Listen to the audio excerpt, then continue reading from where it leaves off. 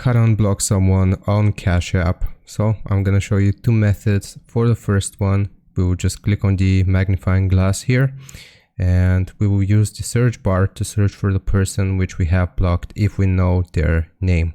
I will also show you what we can do if we don't know their name. But for example here, let's say that we have blocked Mike. This person here, we just want to click on their profile, and as you can see, currently they're blocked, and we can just click on this unblock button.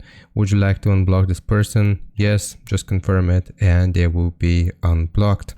And that was the first method. For the second method here, what we want to do is just click on the activity tab right here in the bottom right corner.